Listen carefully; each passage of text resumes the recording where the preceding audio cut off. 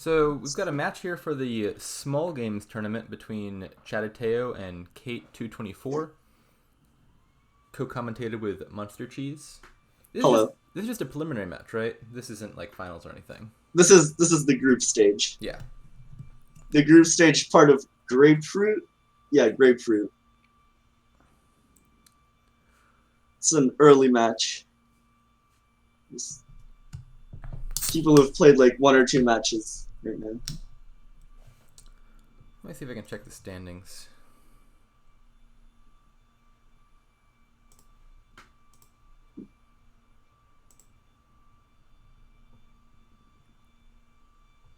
Oh, that's not the right form.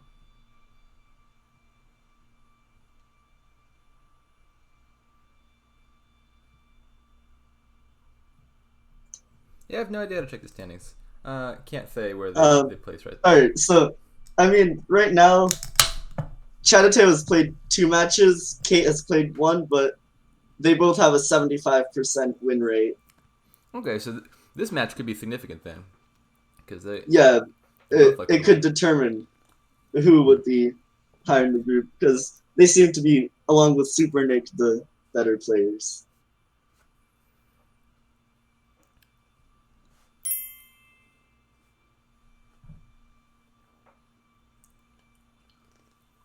Alright, so Cait2244 is here. Yes, as they said in chat, the person on ladder resigned being multiple provinces ahead.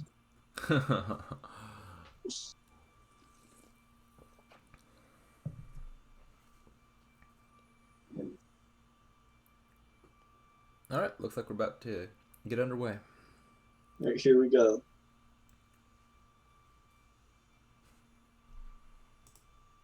Well, it's a pretty good kingdom.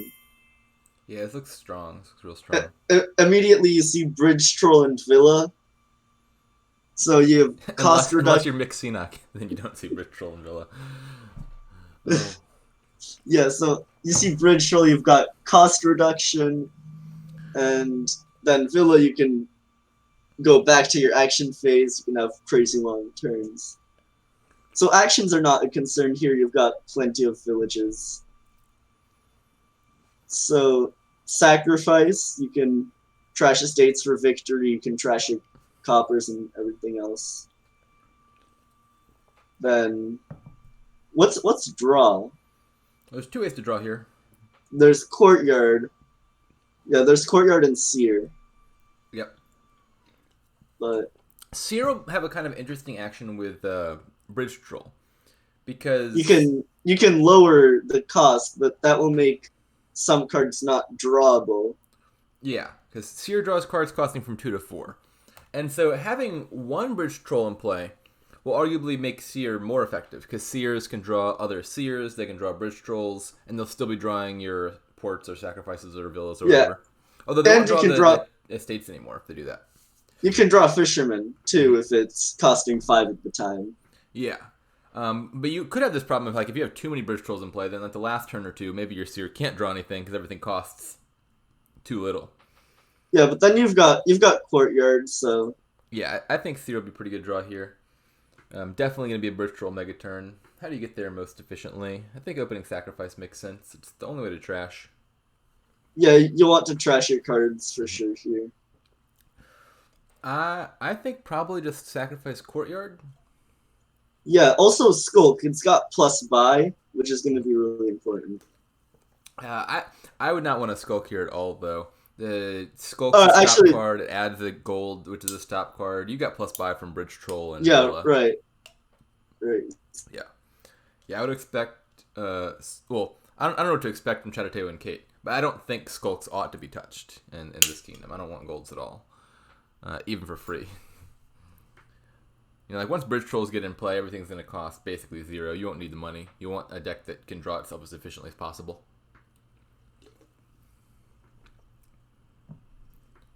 Oh, courtyard. I mean, it makes sense. You can draw cards, buy stuff. Chattateo is the 2/5. You could consider opening Bridge Troll rather than sacrifice if you've got 5. Is that better? Probably. I would think I would probably take Bridge Troll on the 5 too. There's a lot of cheap stuff here, so the plus buy plus cost reduction will be nice. You can pick up a lot of engine components really easily with a bridge troll around. Yep. Cait goes for Sacrifice Courtyard. I think that was a good move. Yeah, it's better than like silver. Now, you could play both of them the same turn by buying a villa, but I think, given that you're not going to trigger a shuffle anyway, probably just play the Courtyard this turn and then top deck the Sacrifice for next turn is better. Yep. All right, let's see. Because you don't... Oh, I don't like that play at all. Oh, no. We've got some exciting village action going on here. I'm very, very much not a fan of that sequence of buys. Yeah, even the Villa line I think would have been better than that. Like, you don't really want Villas in your deck that badly. Like you get Villa for the one gain effect, not for the one play effect. But clearly, like, if you can play your Courtyard and your Sacrifice, there's no reason not to play one. You just play the Courtyard, top deck the Sacrifice, and then you're good to go. Actually, Villa Courtyard on the 5 was pretty good. Yeah, let's see. Is that what I mean, I would have gotten Bridge Troll because then you get 2 turns of cost reduction. I think they have 2 Courtyards and a Villa. It's not terrible. I think I'd want to have like a card in my deck of value.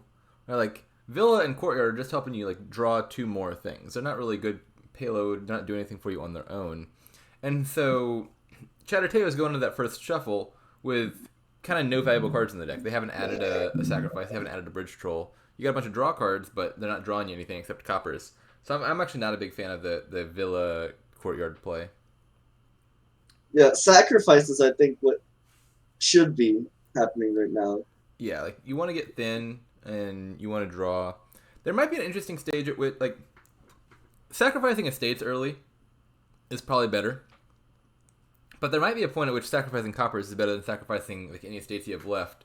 Because unlike estates, coppers cannot be drawn as seer. If you end up having seers early, you might consider just getting the coppers out of your deck because they bog down seer more than estates do. Yeah. Let's see.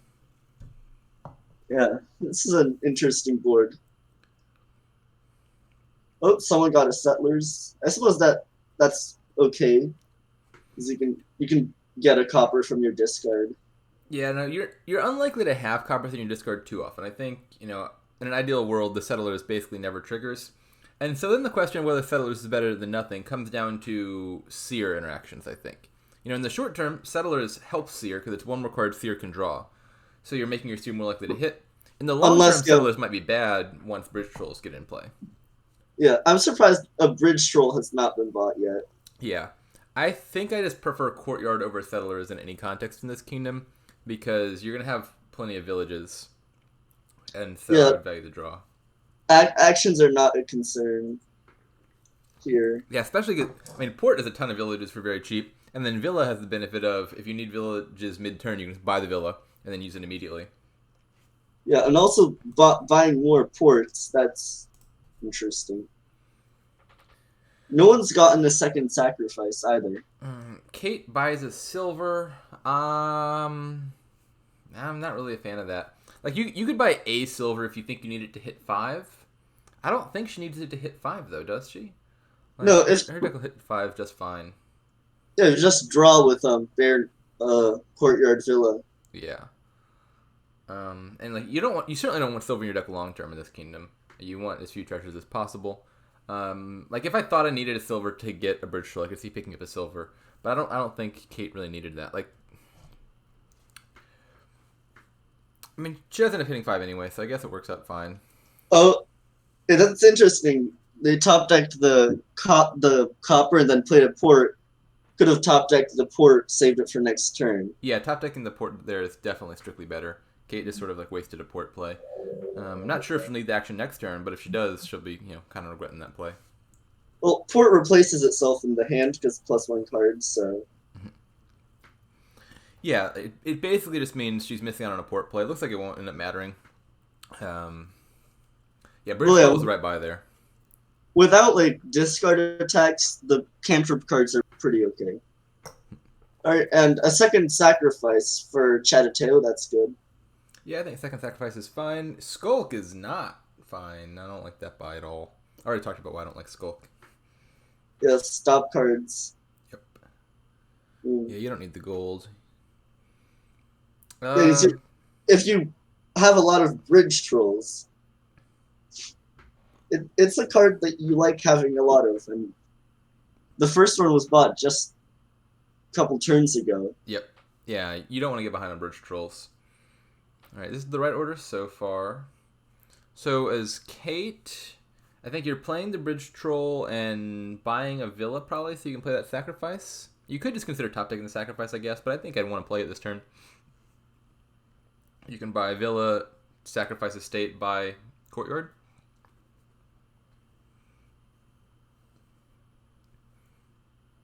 Oh, Interesting. Okay, buy villa. Nope. Cait just does not want to play her sacrifice. Not one bit. more ports, that's what we need. Yeah, I mean, the port's not a bad card for your deck. If I had nothing else to do that turn, I'd buy a port over a villa. It's a better village for your deck. The benefit of villa is it's a better buy for the turn that you're buying it, and she could have played the sacrifice, which I think is quite significant. Not trashing is pretty bad here because you want to be able to Yeah, actually draw your cards. yeah, like these, you absolutely want to be able to draw your deck here, and the draw is fine. Like courtyard and Thea are not bad draw, but trashing obviously helps substantially. So I figure the best turn would be play villages and seer and stuff to draw, then play your bridge trolls and buy a lot of things. Like, if you can overdraw, a thing you could do is you play a few bridge trolls, then you buy another bridge troll or two, then you buy a villa, then you draw to the bridge trolls you just bought, you play those, you could buy more bridge trolls, buy a villa, play those, and so forth, and then chances are you're emptying piles that turn. So that's something I'd be looking to do. So like, it's not like you just want as much draw as is necessary to draw your deck. In a kingdom like this, having more draw than needed to draw your deck can still pay off because you can gain things, redraw them, and play them again the same turn with Villa. That's a double question mark play right here. Borrowing for ports. Yeah, I mean, you could have just sacrificed the copper instead of the estate if you wanted the money in the short term. Because sacrificing copper would get you one more coin, and then you wouldn't have to borrow. Yeah, I'm not sure if they see it because as like a low level player myself, I might have not seen that, but Villa Bridge Troll port could be empty piles. Yeah. Or even Courtyard. There's only 4 left with all the buys that you're gonna have. Yeah, I would assign like 5% chance to this game ending on provinces, maybe, if the kingdom's played optimally. I'm not sure exactly what they're planning on doing. The lack of bridge trolls in the decks is a little bit concerning. But yeah, bridge trolls Chattateo, 3 piling, no question. no bridge trolls is an interesting. Interesting is one word, yeah. Is Chattateo just not planning on taking bridge trolls ever? That seems very losing. I mean, you also have to watch piles because if, say, Cait lowers the piles, but Chattateo's ahead somehow, yeah. then... Well, the problem is the way... Like, low piles in this kingdom will be, like, 10 cards left. Because, like, with bridge trolls and villas and such, you could empty easily 10 cards in a turn. Like, theoretically, I think if they're playing optimally, like, turn 9, you could be seeing pile-out threats already. The problem with Chattateo's deck is... You know, a non-bridge troll deck is never going to be able to threaten piles nearly as effectively as the bridge troll deck is. So low piles for bridge troll is like 10 cards left. You can pile all the villas with a single buy. Yeah, because ports 2 at a time. If you just play like bridge troll villa, yeah, then you can like pile those cards out, and there's other piles that are also really low. Yeah, interestingly, if you can get 4 bridge trolls in play, buying villas actually makes you money because the villas cost 0 and they go to your hand. You play them, you get the buyback, and you get a coin. So like if you get 4 bridge trolls in play, you just like click the villa pile 8 times, get all 8 villas, and have 8 more coins than you started with. Yeah, or if you just have 3 in play, you can still empty villas. Yeah, exactly. If with 3 bridge trolls in play, villas are basically free because they paid their own cost. So Yeah, villas are incredibly easy to pile out. Cait, I feel, has the way better deck Yeah, with I mean, having actually bridge trolls. yeah, And so I now don't this think Kate's one, like micromanaging it exceptionally well, but I think she has the right idea of where this deck ought to go. yeah, Chattateo is this taking skulk and this one stuff. stays in play. This one stays in Yep. play. This bridge troll, and also chattateo is now losing money because of Yep. that attack. For Cait, I would think Bridge Troll Courtyard's fine. Also could consider Seer Courtyard because you're not really drawing quite yet. Um, she's undoing it. Oh, oh Oh no. no, that was. I mean, I guess Fisherman's not the worst or anything. But you don't need the money. Courtyard seems better than Fisherman to me. Yeah, I think draw is something that both players need right now Yep. because you want to draw your deck. Mm-hmm. So as Chattateo, I'm definitely buying a Villa here. Is it important which card I play before that? Actually, you could just sacrifice the Skulk. That Skulk has no value. Just sacrifice the Skulk. That counts as a village, and then you can play your Courtyard. That would work. Yeah, Alternatively, you could like play Courtyard, buy Villa, then play one. I'm not sure that they'd see that because skulk attack. Yeah, unfortunately, I'm assuming if they got the Skulk in the first place, they probably think it's a good card and plan to play it. Um, if I were like given control of their deck right now, I'd be like, let's get this Skulk out of here ASAP. But you're probably right that they're not going to do that. Oh, maybe they. Oh no, is it the Courtyard? No, that's the one you needed. Don't kill the Courtyard. That's the best card in your hand. Oh no. Let's get rid of our draw so we can play more of our stop cards. Not a fan of that play from Chattateo. Like, all right. More ports. Yeah.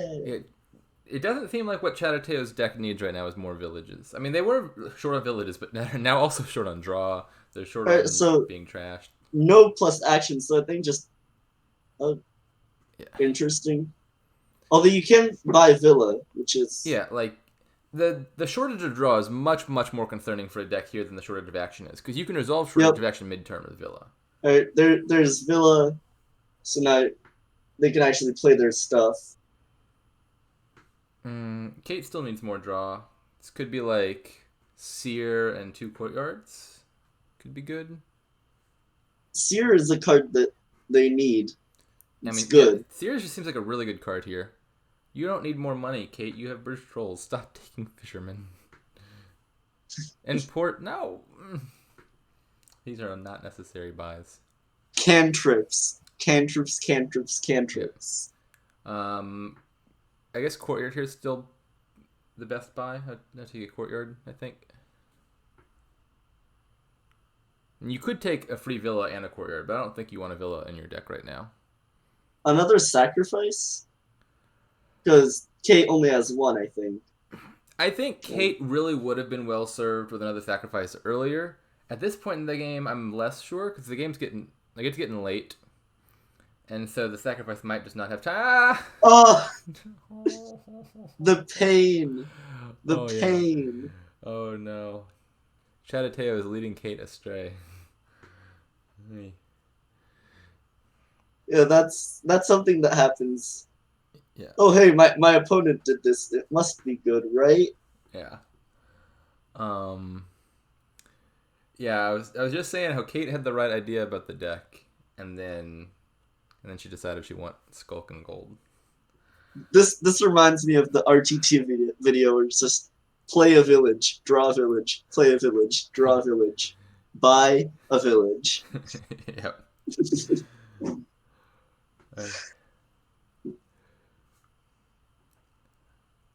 Like, Courtyard is incredibly low. If you can get 3... Actually, could Cait win here? She's real close. I think she might have the win in hand, right?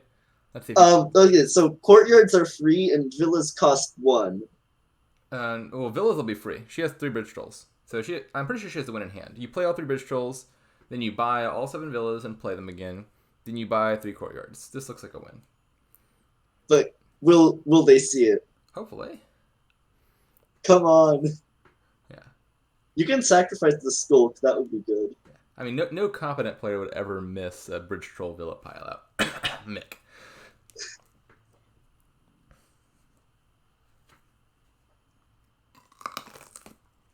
Alright, come on. For context, Mick Seanock missed a really obvious Yeah. bridge troll villa pile out in league finals last season. For several turns. Yes. No! Oh, no. You can still do it. You still have enough. Click. No! Stop!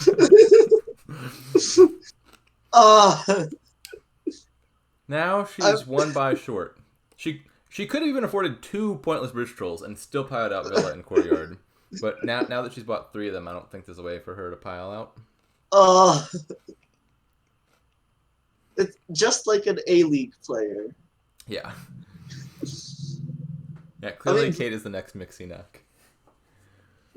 Villa is a tricky card to play with. Yeah. Villa is a difficult card to use effectively. All the cards which enable, like, sneaky pileouts.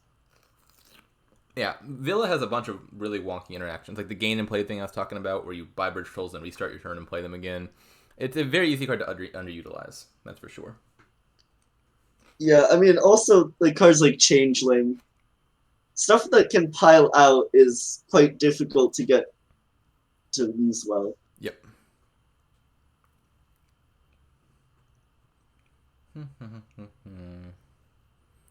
Gold. This still looks totally lost for Chattateo.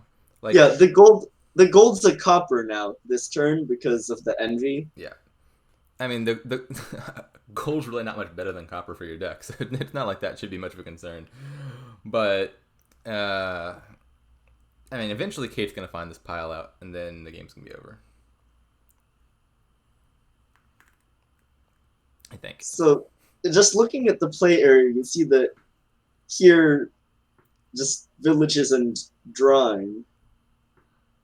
Yeah. Yeah, no bridge trolls is... Yeah, I think Chattateo might just not understand the strength of Bridge Troll as a payload card, especially with stuff like Villa around. But even without it, Bridge Troll's a very strong card. It's basically like a bridge that costs half as many actions. Like, the big limitation of Bridge is just you usually have to spend some of your actions on draw, and you have to have extra actions for playing all the bridges. And so the advantage of Bridge is that you can throne or crown or all of that stuff. Yeah, that's true. Bridge can be, throned, whereas the Bridge Troll effect, if you use Throne Room on it, you don't get the cost reduction effect because it's a while in play effect rather than an effective playing it. And so there's still only going to be one Bridge Troll in play. So if there were Throne Room or something, Bridge could be better. But in general, especially with a deck that isn't an incredibly strong engine otherwise, Bridge Troll is just easier to play a lot of because you only have to play half of them each turn. Like, if you want 6 bridges in play, you have to have 6 spare actions and 6 spare draw to play it all. Whereas with Bridge Troll, you could play 3 on one turn, 3 on the other turn, and still get the cost reduction effect. So it's a lot easier to set up a Bridge Troll Mega Turn, even in a relatively weak kingdom. Oh, I guess Chattateo ties it up with the estate. That's a curious... I mean, maybe Chattateo sees that Cait can pile out and is like, uh-oh, I need to try to take a point. I mean... Yeah, Cait might even just have enough to pile out. No. Yeah, Cait's still got the win here. Each villa costs 1 for her, so she could buy all 7 villas. Come on. And then buy Villa, 2 courtyards and an estate, I believe. That should work, right? Yeah. Maybe she... Yeah, with Borrow, she definitely can't. Yeah. No question, Cait's got the pile out again. 1 buy for the villas. Well, villas has 0 buys, because you can play all of them. Yeah, and then you still have a few buys left to... Yeah. So... if you buy 6 villas, you'll be down to No! 1... No, not a... If you buy 6 villas, you'll be down to 1 coin. You won't be able to afford the last one, but you can borrow to buy the last villa, and then buy 2 courtyards and an estate, and you'd win. No. I'm calling that the game is going to end on Bridge Trolls. It really ought not. Villa is just infinitely easier to pile, but maybe it will. It could end on estates, given what they're doing. So in Cait's position, I assume you play the courtyard first, hoping to draw treasure, so you can buy a villa. If not, you can just borrow and buy villa and continue your turn.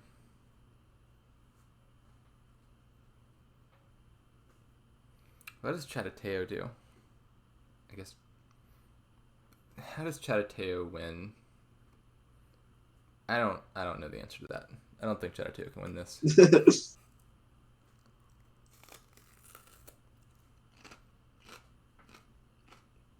Yeah, 7 VP advantage for Cait is pretty good. Even though they could have won, but Right, like if I were no Chattateo, I'd problems. be like trying to like pile out or something and hope Cait does, like buy a few estates and try to buy the rest of the estates. But Chattateo is also behind in points, and so that's not really a viable option. Yeah, the lack of bridge troll is a near guaranteed loss. Agreed. There's just like zero risk a non-bridge troll deck in this kingdom would ever win versus bridge troll.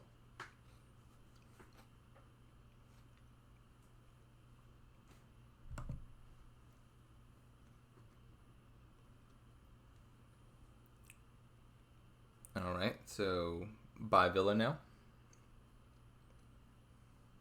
Seems very clear. You got like 4 actions in your deck you haven't played yet.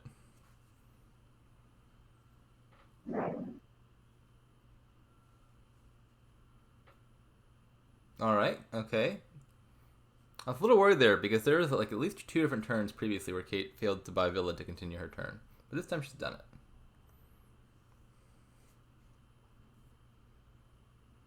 I don't like playing Courtyard before Settlers. It's all worked out here, but I would like the ability to top deck a card for next turn.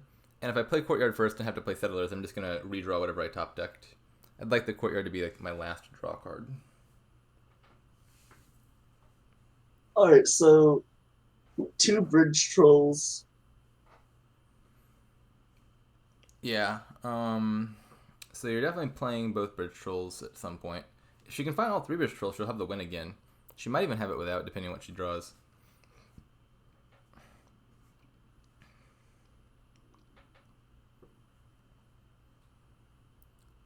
She's got 4 buys in hand already, which, I mean, even if she doesn't notice the Villa pilot thing, we'll come pretty close to piling out estates. Yep. And get VP, so then the next turn, with the bridge troll still in play, is basically a win. Okay, now she just has like a trivial win. Just play all 4 Bridge Trolls.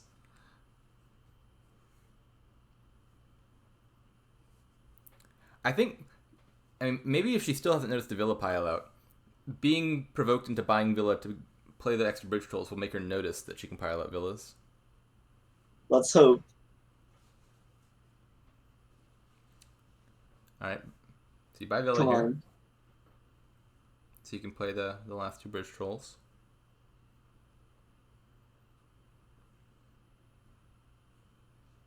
Alright. Good start. This is looking positive. Yeah, she's got to see it now. Do it again. Yeah, I mean, you could pile the villas here, but you could also click Villa, play Skulk, and pile out estates now if you're feeling more of an estate mood. Ooh, and cursing Chattateo for good measure. Okay, she's done the Villa pile. Yep. Alright, so Cait confirmed better than Mixinock. Guys, announce it to the world. Oh, bridge troll pile out. Oh, well, didn't see that coming, but that works too. If it works, it works. And hey, I called it. You did. Yeah, I guess I'm not in tune with what the small games players' strategies look like. Right. Cait started that one. You can tell both by the color of their names. Cait's red, Chattateo's blue, as player 1 and player 2 always are. Or by looking at the number of turns. Cait has played 14 turns to Chattateo's 13, which could not have happened if Cait did not go first. Nice. First player advantage. Rigged. Yeah, I don't think that was a first player advantage game. I think that was a bridge troll advantage game. Yep.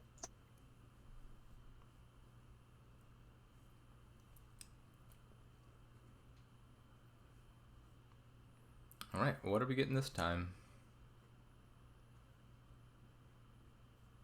Another big engine? Actually, this one's a little tricky. You won't have actions until Paddock's empty, which is far from guaranteed. Maybe this is not an engine. Tricky. 2 projects. Yeah. So you have Amulet, you can trash.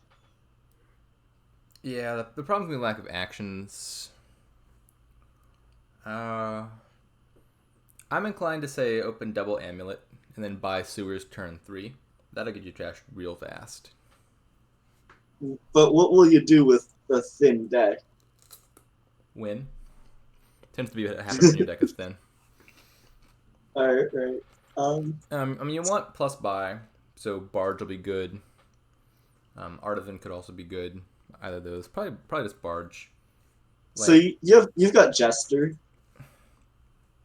I don't think I would get Gesture here. It just seems less good than the other 5 and 6 cost cards, and I'm limited on actions, so I can't play it.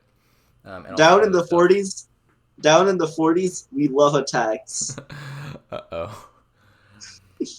I mean, like, the junking half of Gesture is just going to be sad. You know, Amulet and Sewers trashes way faster than Gesture can junk you. Gesture could gain you nice stuff if it hits a good card of theirs, but that is unreliable, and I'd rather just reliably buy me 2 good things with, like, plus buy from Barge.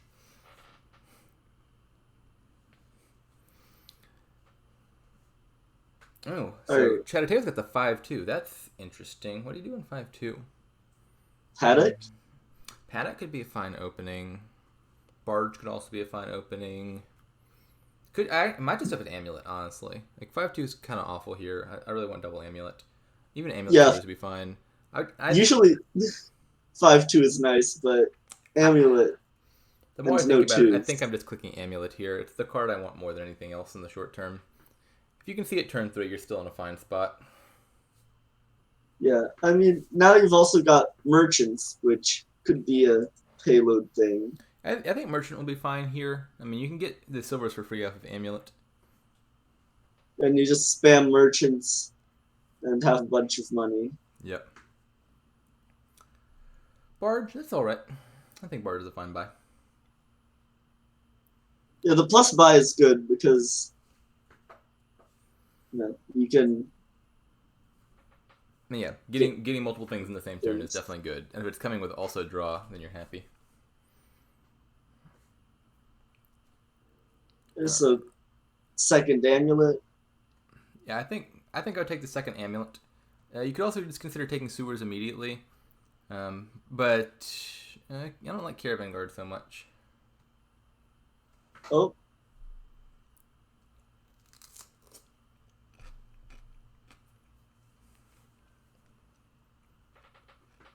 I mean, you get stuff in your next turn, but I don't think that's really worth it. Caravan Guard it's slow.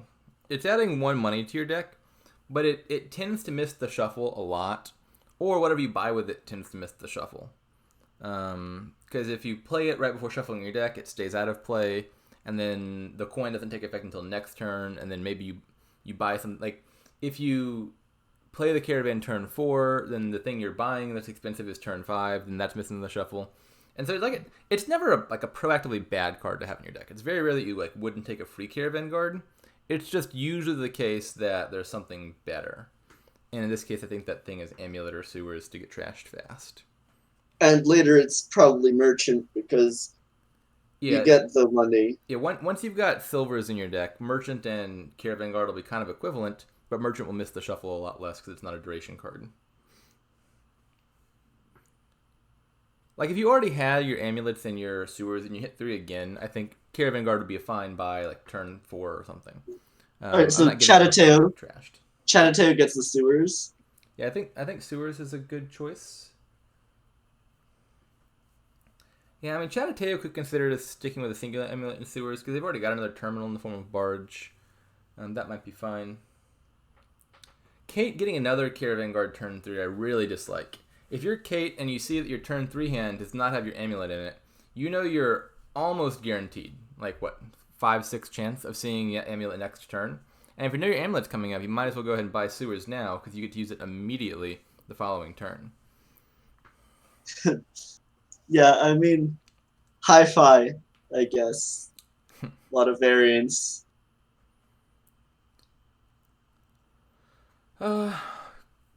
Crop rotation will probably eventually be good. I'm not if you hit 6 somehow really early, like if Chatteteo's bars got them in early 6, then maybe you get crop rotation immediately. But you're probably trashing your state, so you won't need to get crop rotation until late. But you will eventually, I think, want it. Like once you start breeding, it gets better. Camel Train is, I guess it's like you're not gonna be playing the Camel Train too much. But I mean, I guess if you trash it later, it's at least going to get you a free gold.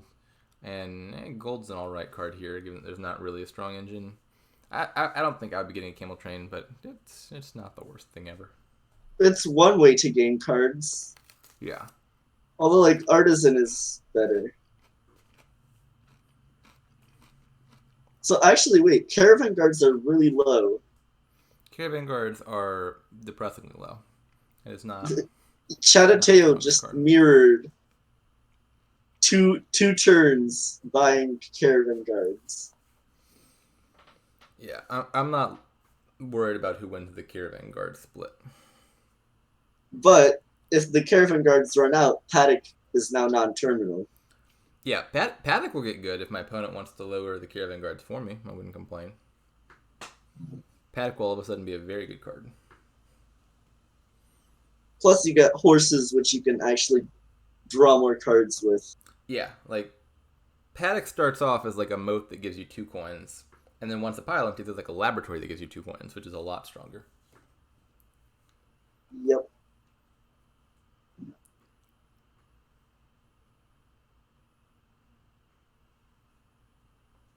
Alright. That's 8 and 2 buys. The gold... I don't like the gold. I never like the gold. I think 2 merchants is probably better than a gold. It's only 1 less coin and not stop cards for your deck. Back in the day when gold was actually a good card. Yeah, buying gold just tends to be a mistake most of the time. If you want treasures, you can gain silvers off your amulet for free. Buying gold for keep points is its best new purpose. There are occasions where one buys gold. But I've noticed newer players buy gold way, way, way more often than they ought to. Cait buys a Paddock. So Paddock seems fine. I think it's a little early for Paddock. Caravan Guards aren't that low. I think Barge is the better 5 in the short term. Is that a challenge? Chattateo. Yeah, Chattateo is like, I'll show you low piles. my opponent has just got a Paddock, and my thought process is not let me lower piles for them. Like, even if for some reason I formerly wanted Caravan Guards, my opponent taking Paddocks would make me switch to merchants, if nothing else had before. I'm surprised no one's actually gained merchants. Yeah. They seem to like the Caravan Guards better. Merchant is a pretty good card because you can get a lot of coins. Alright, so getting a barge, 2 barges because of the camel train. Yeah, I like the barges. Those are good. Cait's gonna be a little bit over terminaled now, though. I guess as Cait, all of a sudden, you kind of like as Cait. I think I would take Caravan Guard over Merchant now, just because I want to lower that pile to take advantage of the Paddock that's already in my deck. Oh look, Chattateo's drawn their deck. All right. The advantage of sewers. So now this game, Chattateo seems to be slightly ahead for now.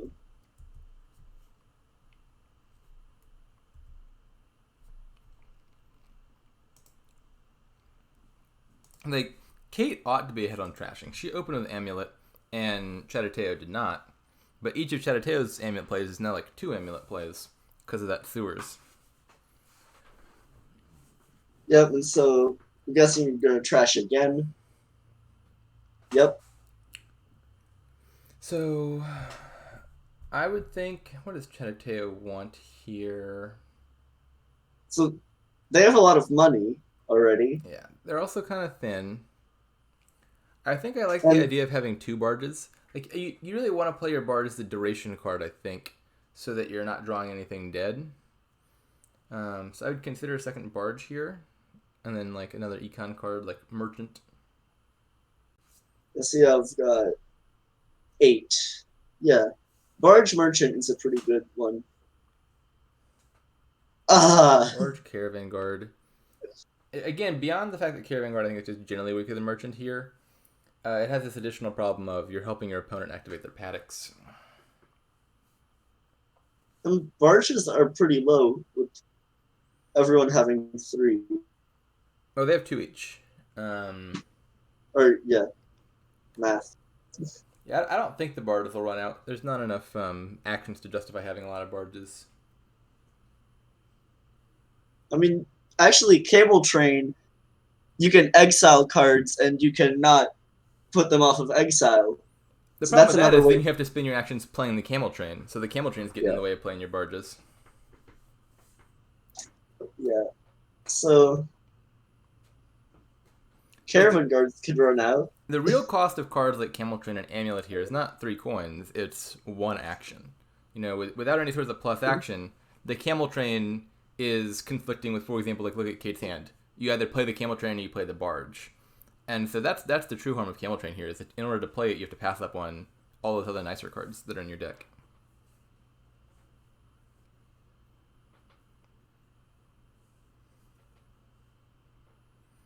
Oh, Alright, Chattateo starts greening. and I suppose they could do that. I, So now, I don't like the yeah, province that much. I think I would play that barge as a duration barge, and then once I get that little double barge interaction going, then I might start considering taking provinces.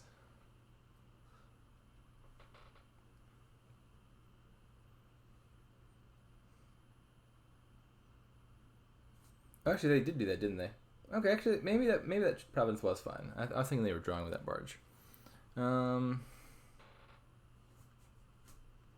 so now they play this one as a duration. Actually, no, there's still a little. I still don't like that province. Looking at the amount of money, you've got 2 buys to work with. I don't want to start greening until I can at least buy province plus something else nice, so I can continually improve my deck while I'm greening. And they're just hitting exactly 8. Oh no. Yeah, and I think they might fail to hit 8 now because they had 3 Caravan Guards in play. Oh no, they had 2 bigger Caravan. So they'll consistently hit 8, but they're going to consistently hit 8 and nothing else. So they only hit 8 as long as they continue to draw their deck. I would much rather wait until I have at least 11 or something, so I could buy province plus merchant at the very least.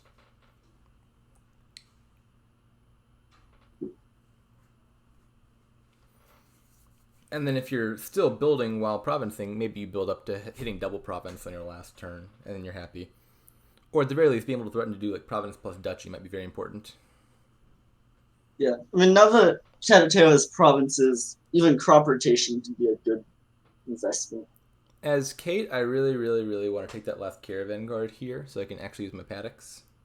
This should probably be Caravan Guard paddock. Seems good. Yep. Oh, never know. Oh, Well, gold's just worse than paddock. Now that the Caravan Guards are empty. Not a fan of the gold. Buying Caravan Guard is good at least. yeah. Another paddock would be nice because it's 2 coins, and you also get labs in the form of the horses, Yeah. so you can draw stuff. And the gold just doesn't do much. Yeah, I think Cait was just a little bit too slow to get thin here, and added too many terminal action cards. Yep. The Chattateo's sewers is really important. Yeah, I wish Chattateo would build more, because their deck almost looks like what the deck ought to look like. A barge each turn, a decent number of cantrip cards. If Chattateo got a paddock, then that would be perfect. Like a paddock and a merchant. If Chattateo had waited, a turn or 2 longer to start greening, they could have bought province plus paddock, and then they'd be really happy. But they've left themselves exactly the whole point of getting the barge in the first place was that barge gives plus buy, and Chattateo has gotten 2 barges for the sake of buying 1 card per turn, and so it's really, really kind of underselling the value of the barge to do what Chattateo is doing with it. Oh, Cait could try and build up a bit more. Yeah. Oh, Kate's just a little behind. Like her, I wouldn't like. Chattateo's deck wouldn't scare me. Like if I saw someone trying to single province here, I'd be like, all right, perfect, I'm gonna win.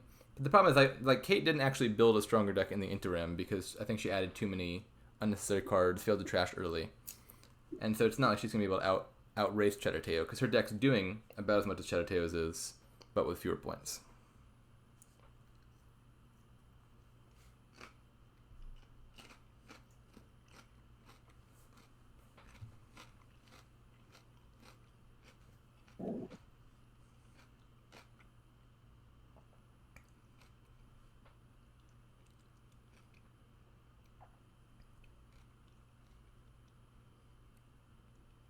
Yeah, I'm not seeing how Cait comes back here.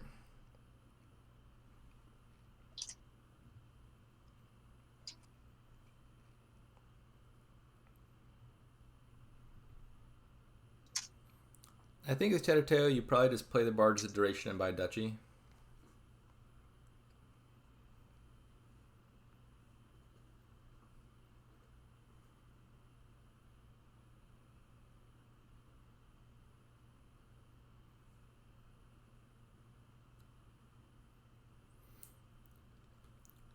You know, Chattateo has also put themselves in this awkward position of with exactly like 8 money in deck or 9 on half their turns. They've really got to find all of their cards in order to be able to hit province because they've not added any more payload.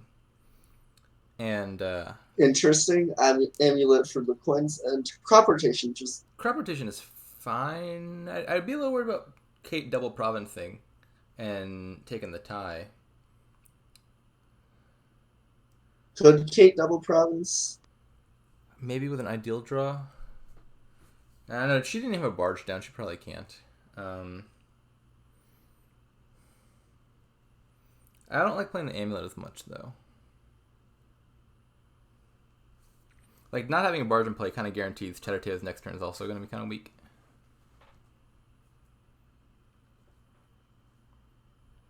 It all still seems winning. Hey, merchant.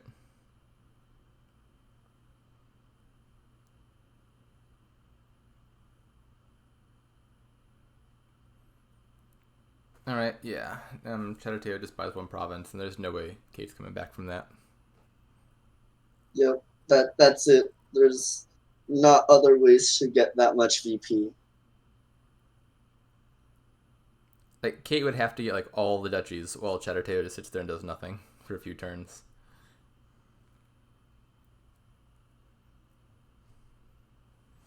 I'm not sure why Chattateo is waiting at this particular juncture. Like, you clearly just play the Caravan Guard, play Bard as a duration, buy province. And then, presumably, Cait resigns when she sees you can buy province.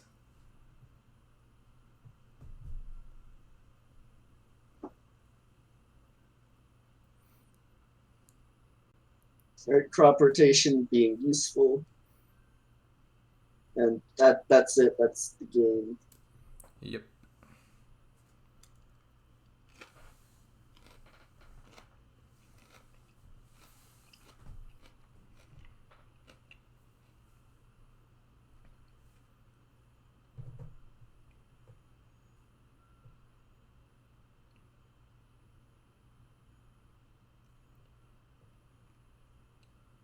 Cait is playing on. So Cait would need to get this province and 4 duchies and an estate before Chattateo got anything.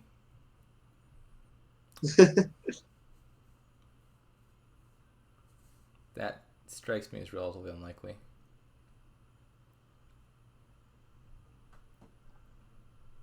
Wait a second. Wait 1 second. So Cait's the one with the 2 merchants. Chattateo's the only one who has a silver in their deck.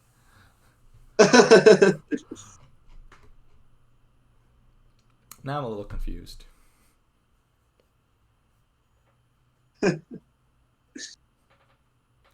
Amazing.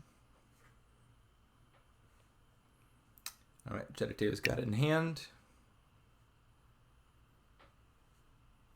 And is again deliberating for unclear reasons. All right, there we go. 1-1. And an estate. Yep, that's 1-1. Do you know how many games are in a match? 4. Okay. It's just a bit shorter because it's a smaller tournament. Smaller. Halftime.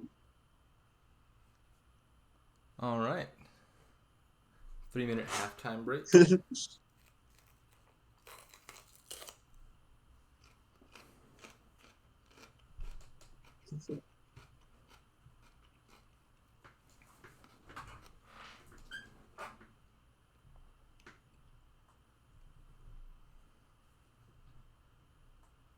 All right. I guess I'll be back in a moment as well then. Right? Nice.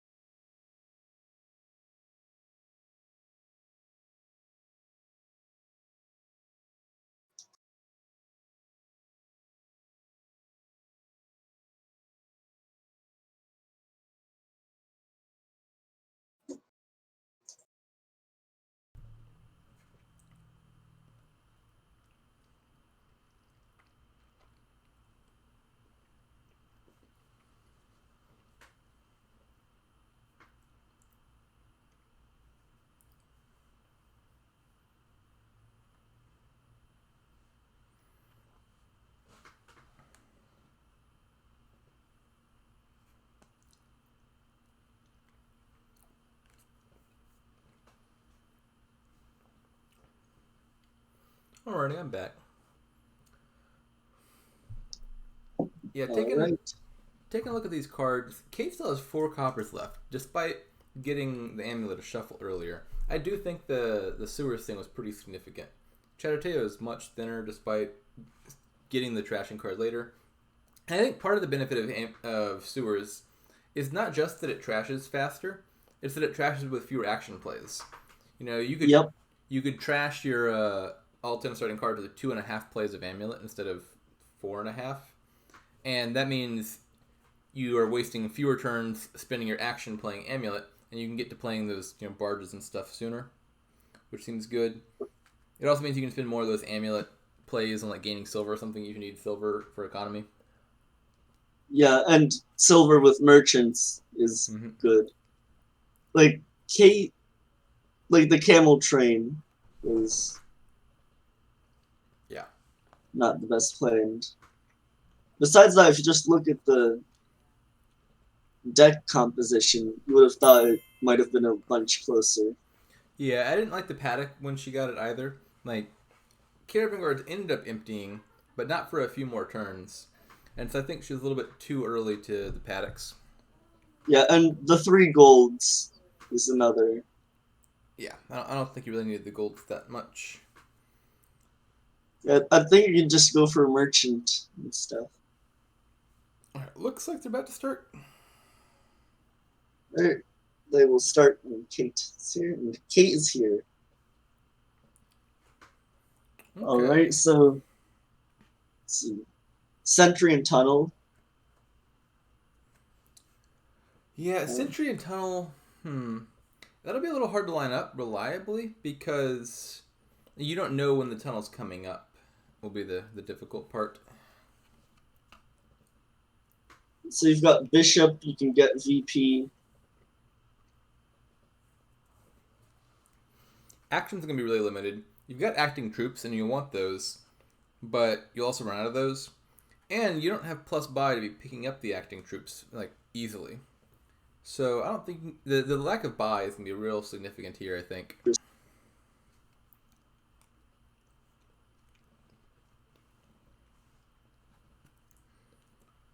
Oh, are you there? I think you might be cutting out. Yes. Okay. I'm there. I'm saying that acting troop being the one source of actions is an interesting thing here. Yeah, I think you get a few, but that combined with the lack of plus buy makes it not super desirable to build big in the first place. I'd be thinking your main payload should probably be silvers here because it has the benefit of not taking buys. Like if you're getting an amulet or two for trashing anyway, you can gain silvers as payload off of amulet plays, and then you can spend your buys on hunting grounds or acting troop or bishop or whatever. Whereas if you wanted like gold or bank or something as your payload, you would have to spend your very limited buys on those cards, and that trades off with buying hunting grounds, which whatever. So I mean, was that with Sentry on the board, the curses from which could be trashed, and Bishop and Monastery and Amulet. So I feel like Witch is not as good here as another card that you can get with that buy. It is quite possible you could skip Witch. I mean, you'll need draw anyway, and so like you could also get Witch, but it's not be the key card or anything. I don't like opening Bishop, which they both do. I really don't like opening Bishop and Acting Troop, which Cait does. So the problem with Bishop is, I think a lot of people open it thinking it's a trasher, and so they think, oh, I'm getting trashed, this is a good play. But Bishop trashes for both you and your opponent. And so the sort of benefit of trashing doesn't help you any more than it helps your opponent. You're both getting trashed equally from your own Bishop. So the only benefit of Bishop that's uniquely applying to you is the +1 coins and plus like a victory point or two. Which is like, I would not open with +1 coin, +1 victory point as a card. That's a really weak opener. Alright, so chattateo gets a Sentry. Mm-hmm. And Cait should probably do the same. Yeah, I mean, God, Cait got, I think, kind of unjustifiably lucky with this draw. Bishop Acting Troop is not a turn 1, turn 2 open that I would expect to hit 5. But she just happens to have lined up all 5 coppers anyway. It's kind of salvaged her opening. Pray to Steph. Yeah. Oh, there's the tunnel. Sentry tunnel, come on. I don't love the tunnel. I mean, like, if you can get free golds, that's nice, because Bishop being golds is a lot of points. I don't see a reliable way to line up my sentries with my tunnels, though. Harvest. 4 cards. One of them has got to be it. Then you have a harvest in your deck.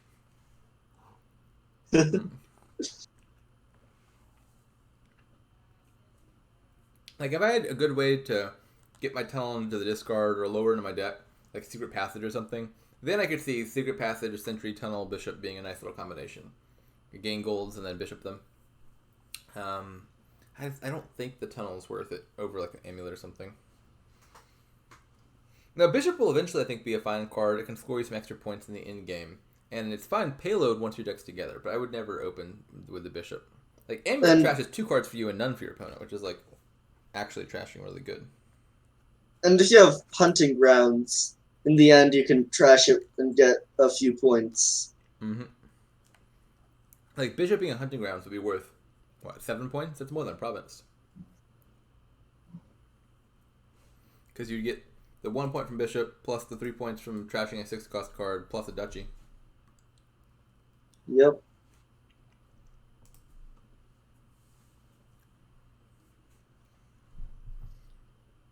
Chattateo experiencing the problem of Sentry Tunnel is Sentry's not really good at finding specific cards.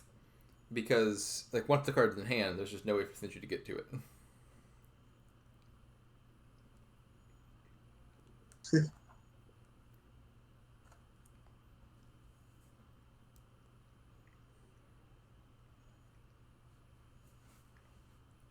I mean, surely you trash these 2 coppers, right? What's the... Chattateo spends long time thinking at surprising points. Yeah, I mean, I feel like higher level rated players play generally quicker. So, well, inversely. There's a lot of slow high level players, but it's usually like the long thoughts are like, it's the end game, you're choosing your buys, you're trying to calculate what your opponent's deck can do next turn, and then trying to buy exactly as much so as to get the most value without leaving a pile out, stuff like that. Where you can see, like, oh, there's a lot of things to think about. Yeah. I didn't think, my Sentry costs 2 trashing coppers, coppers? what do I do? Is a hard decision. Oh, what do I do? Villa. Oh. Not the league finals. Yeah.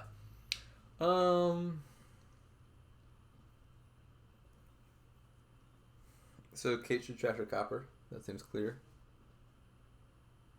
Wait a second. Cait did not trash a copper. Why would you not trash for free?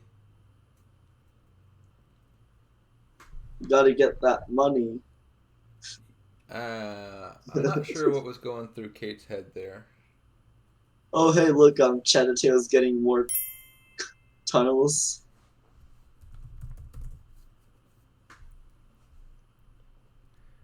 Is Lemon Hey. in the chat? Yeah, Lemon said this. Chattateo's somehow related. Oh, that's right. Yeah, Chattateo is Lemon Spawn's cousin or something. Something in-law, I think. Okay. All right. So I'm gonna blame Lemon Spawn then for this Bishop opening. Clearly, Lemon Spawn is the one to have imparted to his cousin that Bishop ought to be opened with.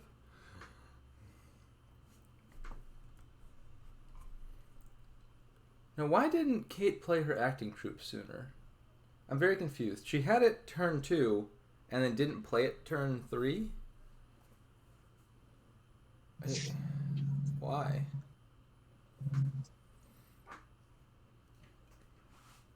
I mean, maybe her thought process was something like, I've got the Bishop and the acting troupe in the same hand. If I play acting troupe and then Bishop, I'll only have 3 villagers left instead of 4. I'll wait and play it later.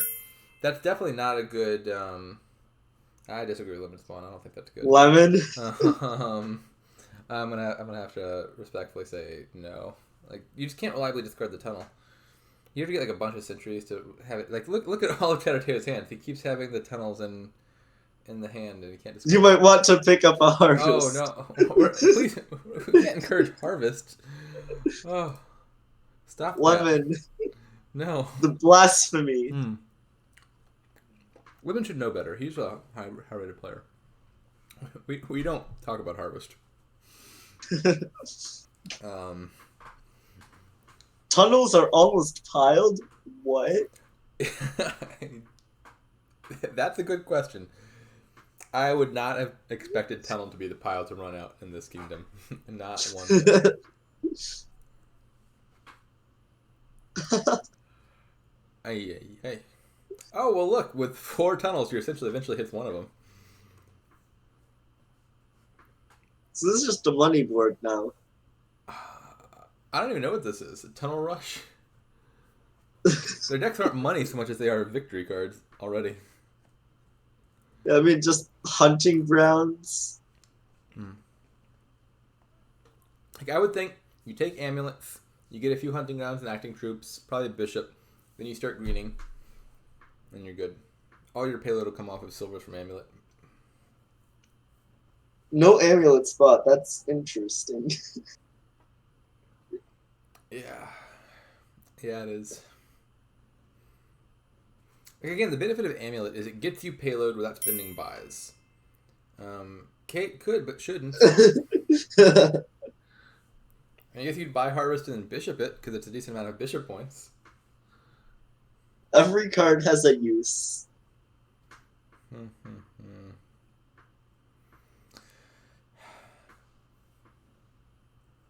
Oh, Cait's really low on payload. I mean, it looks like she'll probably find some tunnels here with the sentry, at least. Cait repeatedly passes up on trashing coppers for free. And I don't like that.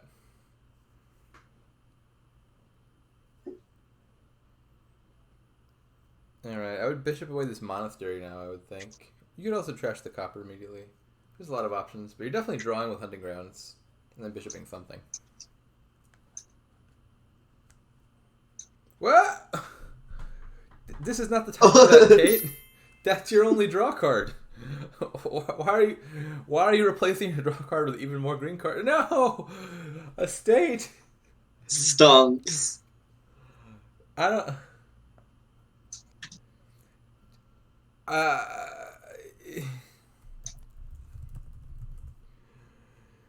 I'm not...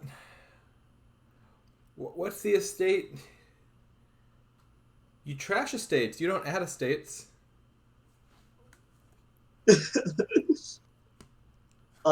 That feels like a very game-losing turn. Like, tunnel severely behind now. Tunnel, estate, something, pile out.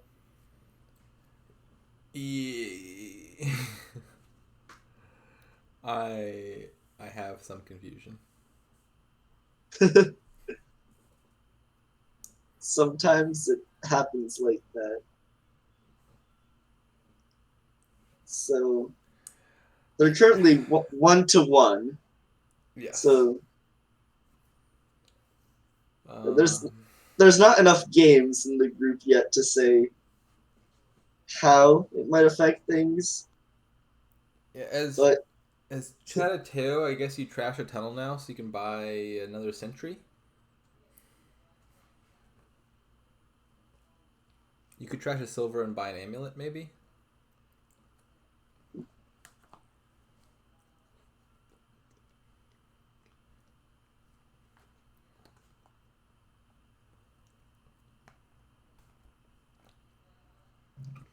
I'll be back in one moment.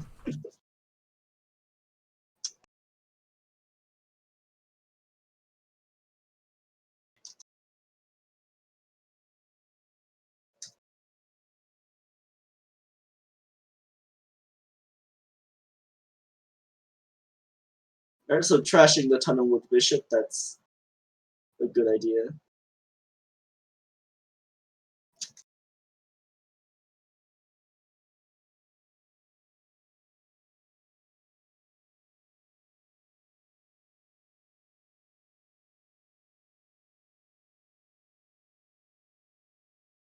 Five.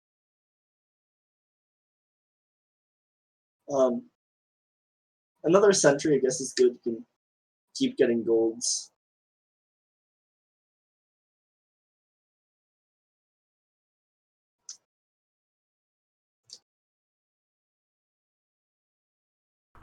I have returned. My water bottle is leaking. Unfortunate. I'll have to get a new one. What have I missed?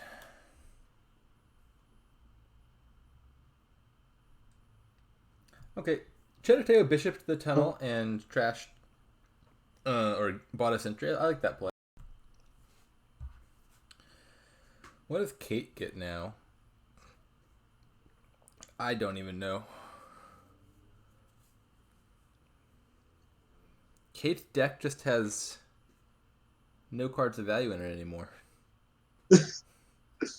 A tragedy. Just bishops and... I mean, let's see. Well, yeah. How's this game gonna end? That's a valid question. Because provinces are full. I think Chattateo's strategy is just going to be to try to get a bunch of golds and bishop them. And I think that's all right. Although, I mean, you definitely want hunting grounds in this deck because they're draw cards, and only one player got the hunting grounds, and then summarily left it in the trash. Because like if you want to be reliably finding your sentries, discarding tunnels, playing bishops, trashing golds, you want at least some draw. So you're doing that every turn instead of every few turns. So hunting grounds seem really important because it's the only like real draw card, which it's a little bit of draw. Which also has the problem of like your own bishops will trash their curses if you give them curses. So I'd really want hunting grounds here. I guess the one thing Cait has going for her is Chattateo's strategy is naturally a very long-term one. You know, bishoping gold is not something that brings the game to a close fast. And so she does have a chance here to get back in the game because I don't think the game's going to be ending exceptionally soon. I mean, or Chattateo could somehow set up a golden deck. Nah. I mean, you could play for a bishop golden deck here, like Sentry and Amulet trash fast, and you get down to like 2 golds, silver, bishop, and you buy province, trash province, etc. That wouldn't be bad.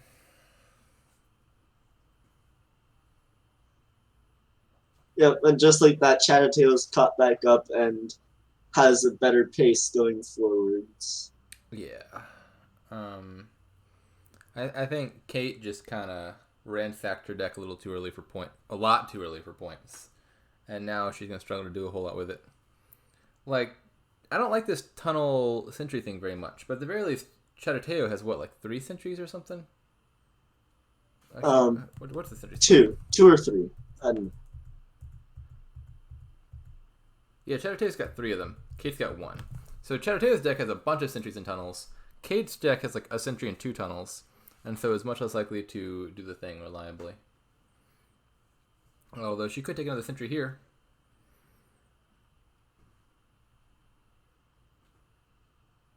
I mean, Chattateo's deck does have this. Oh, wait. Cait bought what? Why are you buying a duchy? I mean, if you big brain level 40 thinking. Wait, you explain it to me, I guess, right? Like what? Why? Like, provinces are at 7. No piles are low. Except tunnels, which are somehow gone. Another duchy. I don't like if you get a sentry and that gets you golds. Bishoping 1 gold is worth more than a duchy. Buying 1 province is worth 2 duchies. The duchies aren't even worth anything unless they sit around your deck for the rest of the game, which is not looking to come to a close imminently. I very much dislike these duchies.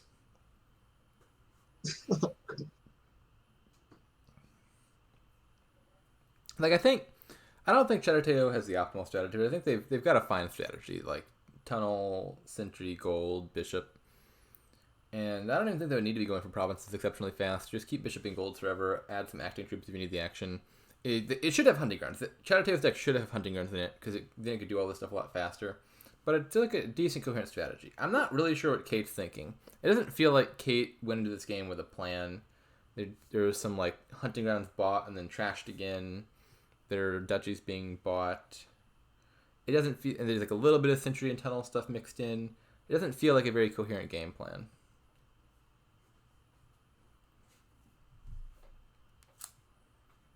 Like I think it is often helpful, although you can't always know, but it is often helpful to think at the beginning of the game, like, where is my deck going?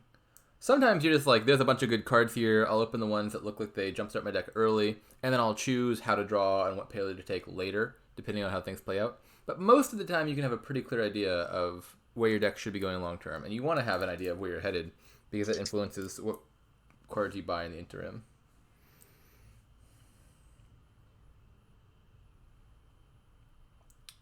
Cait with another sad hand of Sentry of 2 tunnels.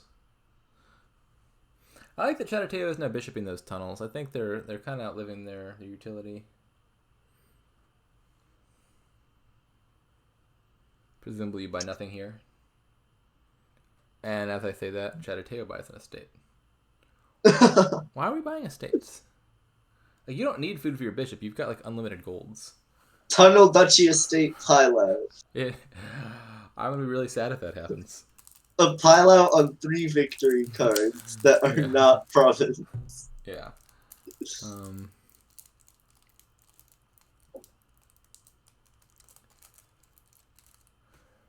Is there like a Silk Roads in this kingdom that I'm overlooking? It's just not displayed. A secret. Actually, even if Silk Roads were around, I wouldn't be going for this strategy.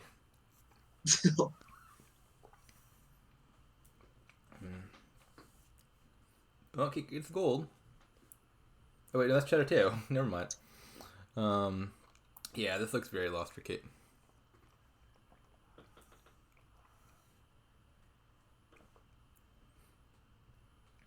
As Chattateo, you probably just bishop the province, I think. Like, you lose 1 victory point bishop in the province, but it gets the province out of your deck.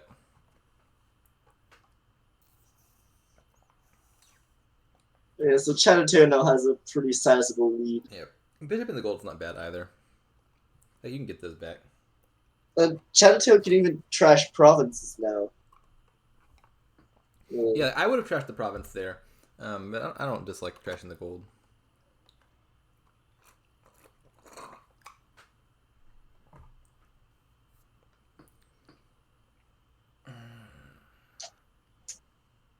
Cait now trashing one of the 2 tunnels.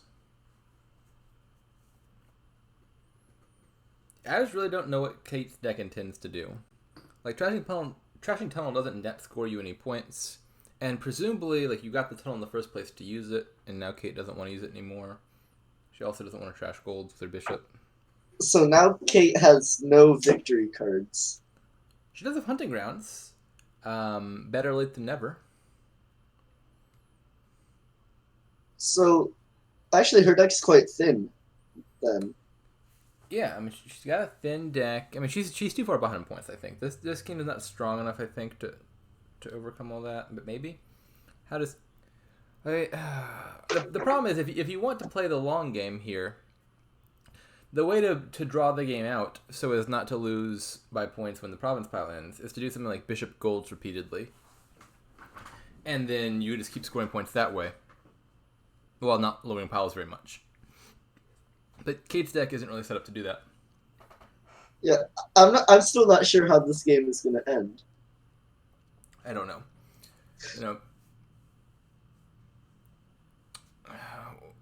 Well, as I compliment Cait for adding hunting grounds, another hunting grounds is felled.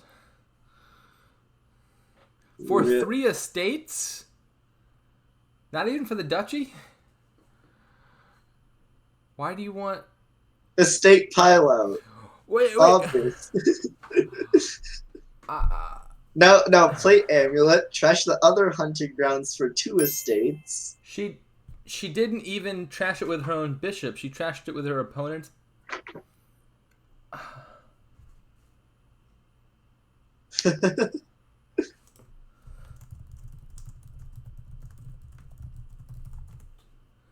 I don't... She did use the hunting grounds twice. Like, she did, at some point in this game, draw with the hunting grounds.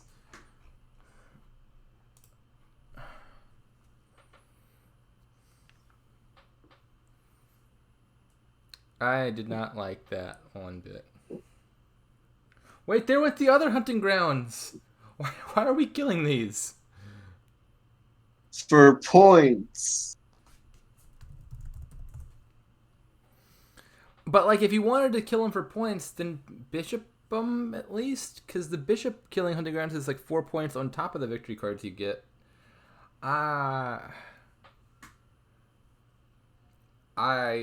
cannot explain this strategy. I don't know.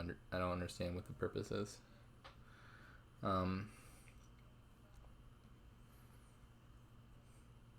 This position seems very resignable. Yeah. It's 17 points. Yeah. Like, Cait's behind in points and doesn't really have a deck that can outscore in the long term.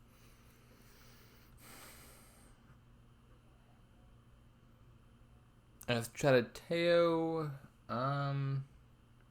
Bishop the province. I think probably still Bishop the province seems best. You could add a hunting grounds. He trashes gold again, which is also fine. Like, I mean, with such a big,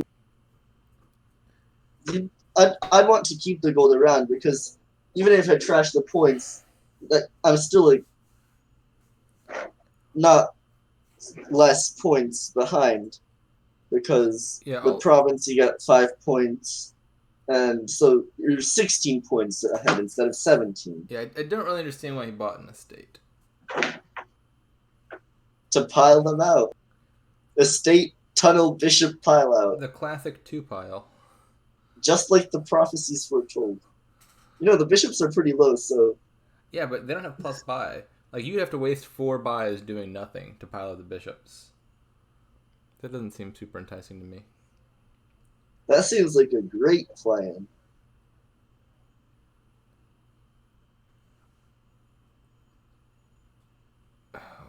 Silver is alright.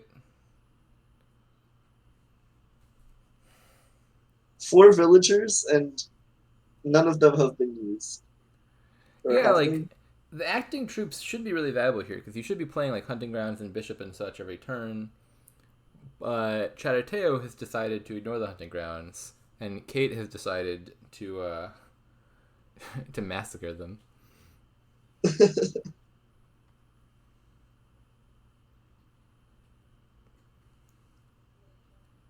So this turn, chattateo should definitely buy province.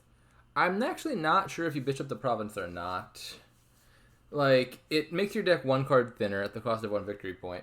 But there's, I guess, a real chance all of a sudden that the game ends before you ever even draw back to the end of your deck. I'm on the fence about whether chattateo should even bishop the province or just not play the bishop.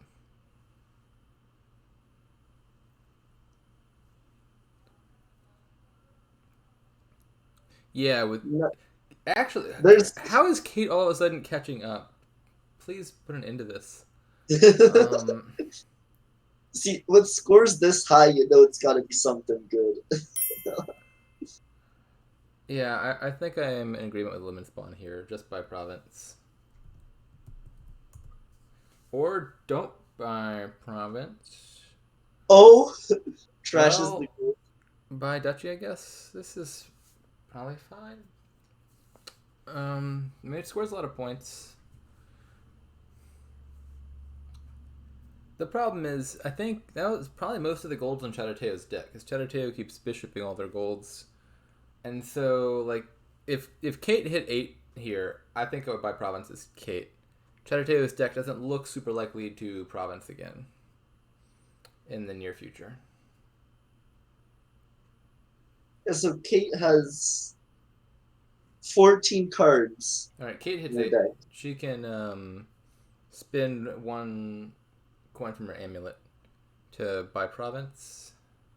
I think she should probably do that. Like, Cait's best route to winning is getting both provinces and hoping Chattateo duds. Bishop the province. Yeah. And I think I'm taking province here if I'm Cait. Yeah, it's a gamble, but it's the one way that you can... Yeah. So, like, it's Cait's best shot. Like, if she's paying attention, she knows that Chattateo has already seen, like, all the golds in their deck in the very first hand of their shuffle. And so this next turn for Chattateo is likely to not be very good. So you'll get at least 1 shot to hit 8 a second time that Chattateo might not be able to do anything about.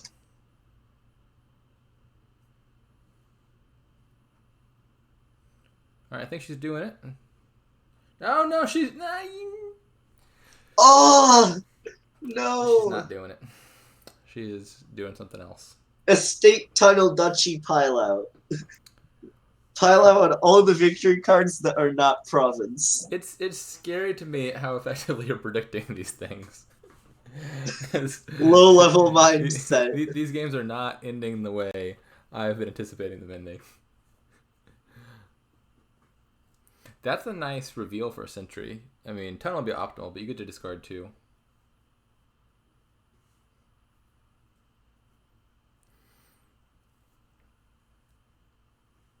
Yeah, Lemon has pointed out in the chat the reverse to bishoping province, even though it's a pretty good play. Yeah, I think you often bishop province.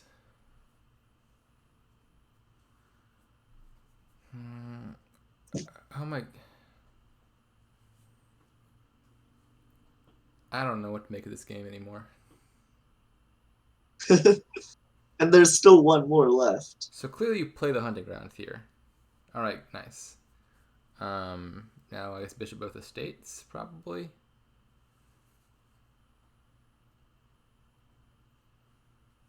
And does Cait have gold in her deck? I don't even know. Cait's deck. Cait, paying attention, should probably know what's coming up next. I'm not sure if it's a hand that will hit 8. I don't Chattateo. Alright. So Chattateo can get a province here, and that'll be the game. Yeah, I think so.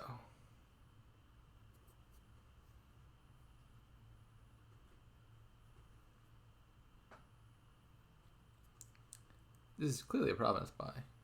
Oh, we're waiting on Cait. We're not waiting on Chattateo. Oh, no, Cait's considering whether to trash the hunting grounds. Oh. If she trashes hunting grounds, then Chattateo wins this turn, because Chattateo can buy the last duchy.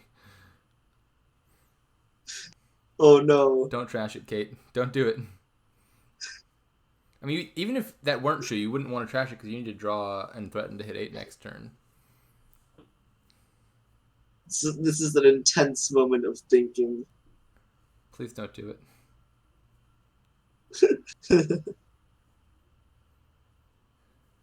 Cait has been hunting all of the grounds quite ruthlessly.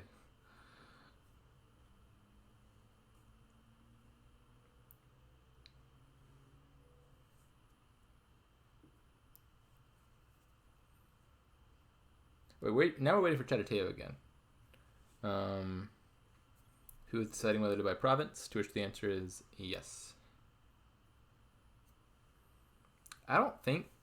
Actually, I think there might be a draw where Cait could outscore this. Like, if she can draw... Does she even have 8 money in her deck right now? If she can buy province and trash hunting grounds and gain duchy, that would be enough to win. Because that would be 13 points, and she'd only be 12 points behind.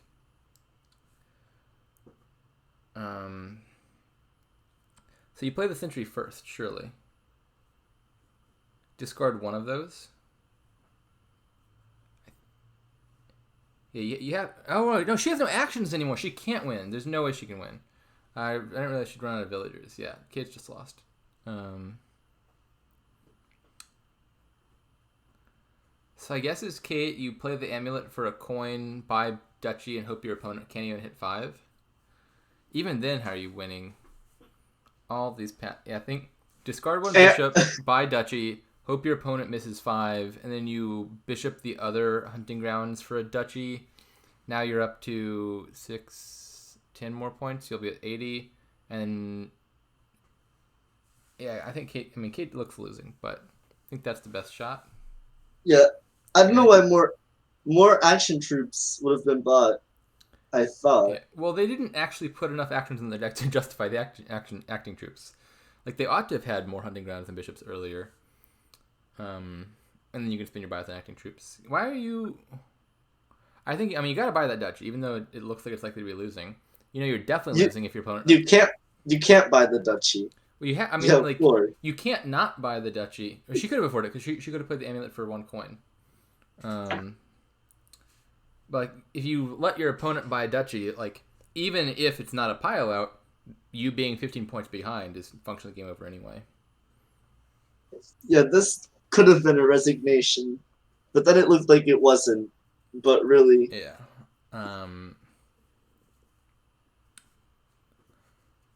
Like, you can be behind in points to catch up with a better deck, but Cait has a deck full of duchies for some reason.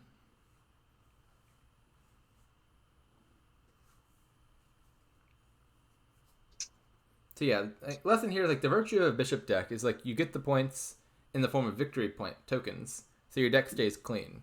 You gain gold, bishop the golds, or gain province, bishop the province, and your deck never grinds to a halt.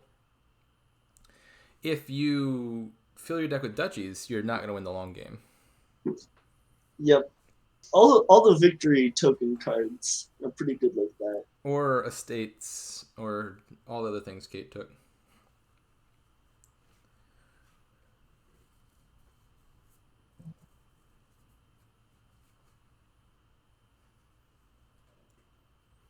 Another hunting grounds. Okay.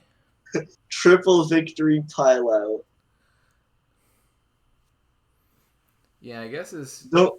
chattateo, you just buy duchy here. And now Chattateo's got the win. Cait's deck is not doing 16 points here. The dreaded has happened. A pile out with every victory card that's not province. Once again, you were correct. Oh man. I mean, maybe Chattateo will play sentries and draw something, but come on, he just skip actions, buy a duchy. Yeah.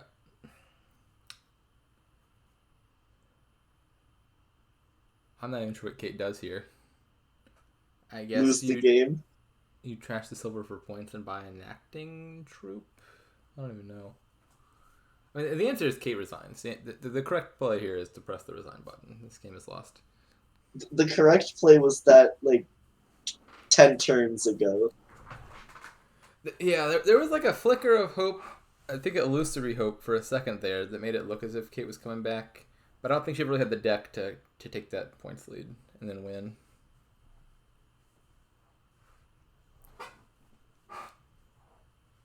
Oh, maybe the game will end on a province. Okay. All right. Oh, why is Chattateo even playing one? Like, the correct play there is just end actions by duchy. I'm not sure why he's wasting his opponent's time clicking sentries. Man, it would have been so much better if you bought a duchy. Yeah. Not a non-province pile out that's all victory cards. Now that's impressive. Yeah, this game confused me through and through. Well, here's the last one.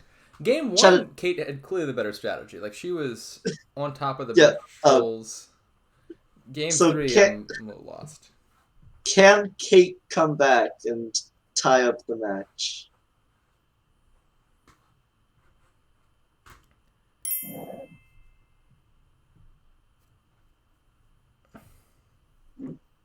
Oh, looks like in small games, a new result. Jodik tied Super Nick 2-2. All right. This kingdom looks interesting. Oh, tournament capital. Oh, man cap. Oh, that is awesome. You got Mandarin capital. You have Trader Apprentice. Yeah, I think Lemon Spawn has not yet noticed Mandarin capital. This is a great board. I mean, of course, at the low level, we like Gatekeeper. I sure hope Gatekeeper doesn't get bought here. We love attacks. I think surely Lemon Spawn's going to notice Capital Mandarin eventually. We'll see how long that takes. Artificer, Watchtower.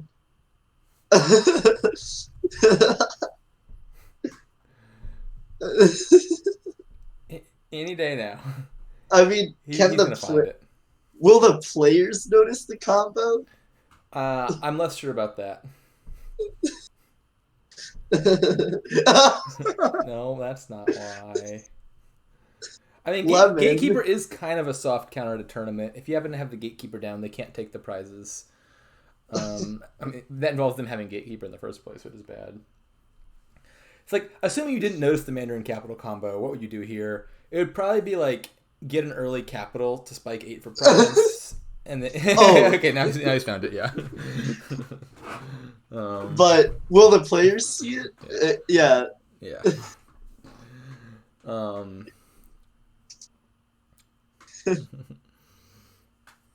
Yeah, you've got. I mean, yeah, Artificer Watchtower is another one that. And the problem with Artificer Watchtower is that would work if you had actions, but everything you draw Trusty your Watchtower will be dead. Trusty Steed. You can do it once. I mean, like, with a village, Artificer Watchtower would be a nice combination. But, I mean, Trusty Steed is not, like, enough of a village to build a deck around. I think, like, the things Lemon Spawn is listing about... Wait, no, he actually... The other thing Lemon Spawn listed, not the Artificer Watchtower thing. I think Apprentice plus Bag of Gold sounds pretty fine. Yeah, you, like, play any cantrip, like, Vagrant Artificer, and then... So... Fair opening. That is... I guess it's fair in the sense that opening fair is player 1 is like passing the turn and neutralizing your player 1 advantage. Why do you want multiple buys?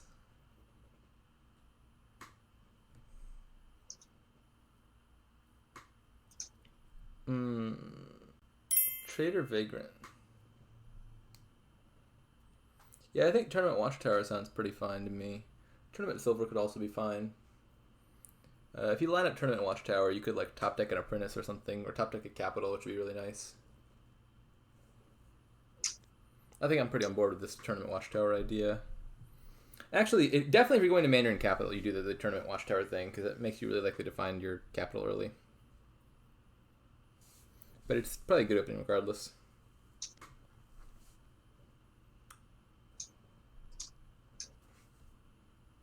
Yeah, I agree that they are not gunning for the combo here. This does not look like the set of buys I would make if I were trying to pull off Mandarin Capital. For anyone who doesn't know how that works, so Capital gives you 6 coins immediately, which is a lot of coins. But it has this problem where when you discard it from play, you take 6 debt, which kind of makes it neutral. It's like a 0 point, or a 0 coin, a 0 money treasure over the long term, because you have to pay back all the debt. But Mandarin, when you buy it, you immediately top deck all the treasures. And that's a nifty little loophole to Capital's wording, because Capital doesn't give you the debt when you play it. It gives you the debt when you discard the card from play. So if you buy Mandarin and Capital gets top decked, you never actually discard Capital from play, and so you never actually take the debt. And so the idea behind Mandarin Capital is you get like 2 or 3 Capitals in your hand, then you buy a Province, and you buy a Mandarin. Then your 3 Capitals get top decked for next turn. You buy a Province, you buy a Mandarin, and you never take any debt. And so it's a nice little combination that's pretty easy to set up. And now the reason Capital works like that is Capital couldn't say like plus 6 coins, plus 6 debt in its main text, because then you'd have to pay off the debt immediately before you bought anything, which make it a pointless card. So Capital kind of, by necessity, has to say plus 6 coins now, plus 6 debt like later. And then it lets you pay off the debt immediately. Yeah, that means you get to buy a card first and then pay off the debt after.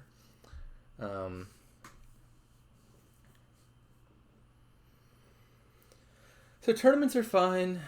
I think 3 tournaments it can be a little risky because they get really bad once your provinces get bought. But I think this is a tournament, or this is not a tournament. This is a kingdom where 3 tournaments can be fine because you could like butterfly them later.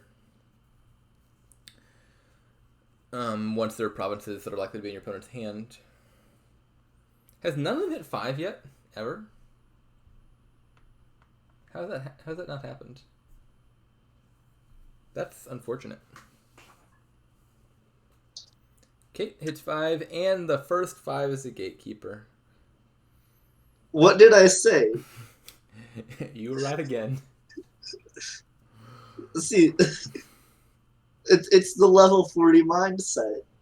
I mean, like, this isn't the worst kingdom ever for Gatekeeper. The 3 coins could help you get to 8 real easy for province. And the Gatekeeper does kind of block the tournament interaction, so I can...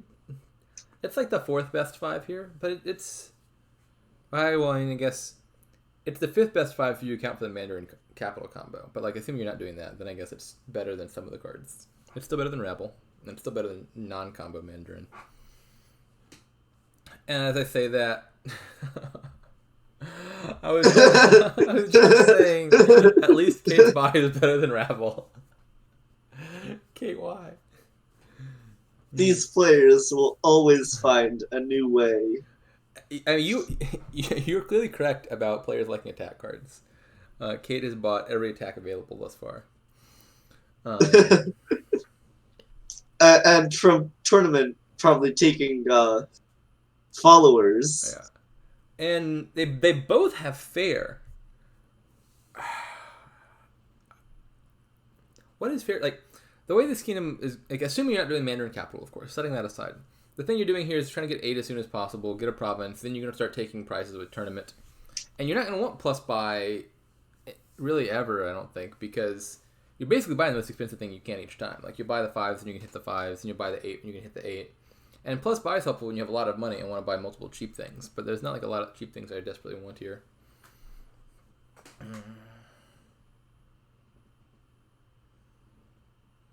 Interestingly, in this kingdom, it would be good if Gatekeeper blocked provinces and like exiled them, because you want the province in your deck. As chattateo, I think I don't play this trade right, and I just buy province.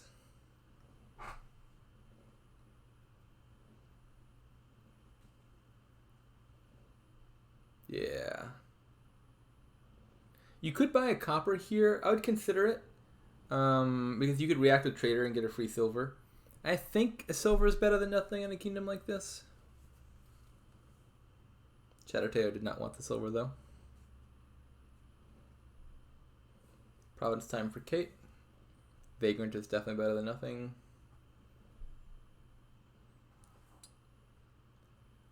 Probably just another province, I think. I don't think you really need to build a big engine here. You already got the tournaments. Yeah, province is fine. This is why I have tournaments on my dislike list. Is it encourages like strategies that are otherwise terrible, like just gunning for an immediate province and not really building a coherent deck. And I mean, this kingdom, that's the right move, but it's kind of contrary to how you normally want to play. That plus it's like incredibly random. Like hitting 7 versus hitting 8 can be like a deal breaker in a tournament game. So Speed tournament is all right. Tournament Vagrant are low. Yeah, I don't think this game will end on a 3 pile. Their decks aren't really built to pile things out. I mean, maybe like if followers gets gained soon, then they'll start giving out estates. Estates you can probably end on. Yeah. We're watching Dominion Haka. This is a preliminary match for the small games tournament. Is he listening? He is. Yeah, this is small games grapefruit division. These players are both 75% in their respective, or in the same division. And it's currently 2-1 for Chattateo. Who, by the way, Chattateo is Lemon Spawn's cousin? Son-in-law. Son-in-law. Okay. Chattateo is... No, brother-in-law. Chattateo is Lemon Spawn's brother-in-law. Lemon Spawn would be son-in-law.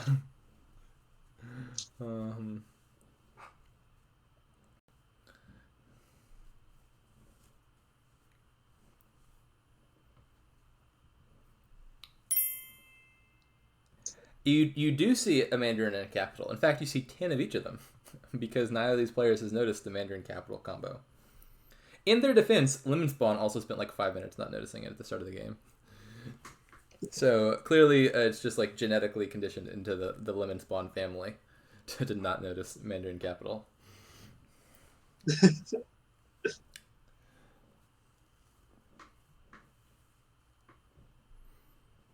Who's in the lead here? Probably Chattateo. Like, he just has more provinces and more prizes, and that's probably all that really matters in this kingdom.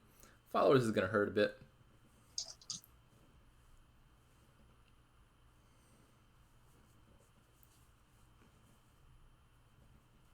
Like I don't think Cait has a stronger deck to compensate for the lower amount of points and the fewer prizes.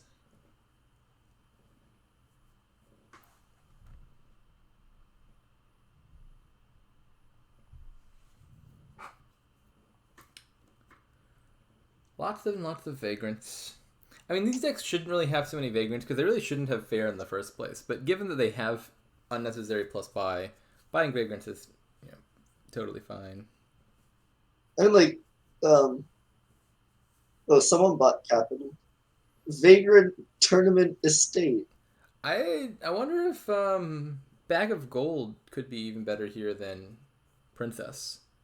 Like normally the tiers for prizes are like Followers is the best, Trusty Steed and Princess are usually like close second and third, and then there's like a very distant drop off, and then you've got Diadem, Bag of Gold, and Duchy. But you are very tournament limited here, and Apprentice really likes golds. So I think Bag of Gold here could actually be better than Princess.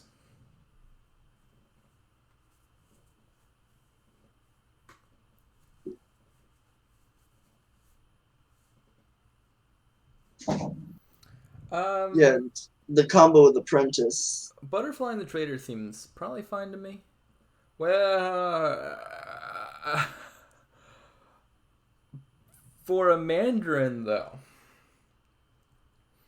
Someone get an Artificer, complete the pattern. Maybe she just noticed the Mandarin Capital combo. Even if you notice the Mandarin Capital combo, that's not how you do it. You don't buy the Mandarin until you've got the Capital in play.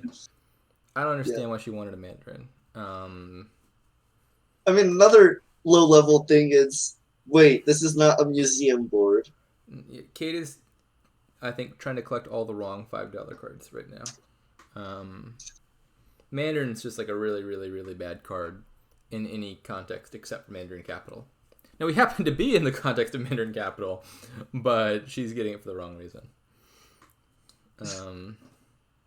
Mandarin Capital is one of those things that you don't see until you see someone else do it and beat you, and then you learn, hey, I can also do that. Yeah, and then you try to replicate it, and then it fails, and you're confused as to what you did wrong. I played Mandarin Capital versus someone else who didn't not too long ago, and I just lost like butcher money or something absurd. I just had yeah. It might just be that I'm bad at doing the Mandarin Capital combo.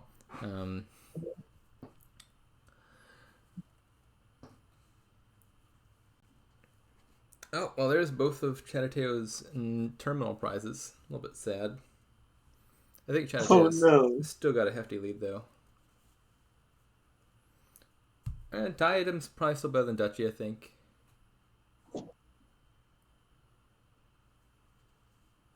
Oh, Chattateo could have drawn the Trusty Steed, but no. I'm not sure which order the cards are in. It looks like they likely would have drawn like the estate or the copper and then drawn the Trusty Steed dead. So they were probably missing out anyway. But it's unfortunate either way. Tragic. So surely you play Followers here. Followers is just much better than Princess. I mean you play Tournament first and then Followers.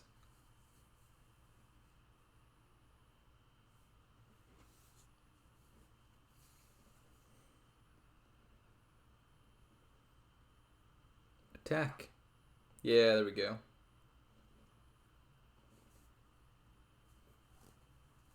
I'm still saying the pile out is viable. Which piles are we predicting? Estate, Vagrant, Tournament? Yeah. Buying tournaments here seems really bad. I sure hope they don't do that. You never know. I like that Chattateo has Apprentices. Apprentices seem like a good card here. Actually, do they both have them?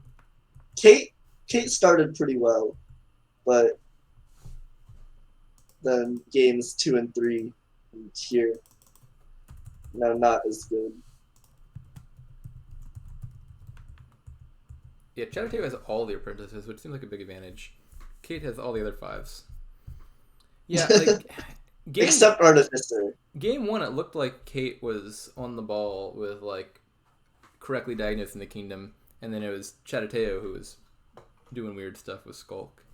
And then games 3 and 4, it looks like Cait has kind of misdiagnosed things.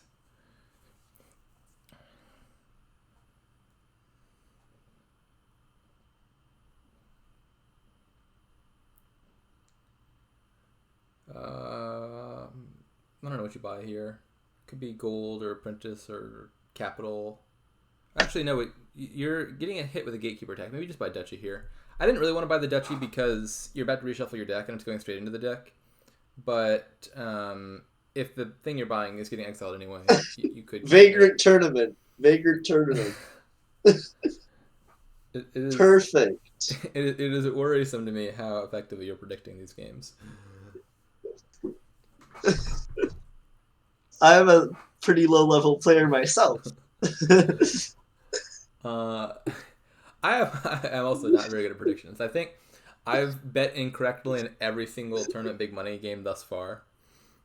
Including against yourself? I did incorrectly predict that I would lose versus Brian.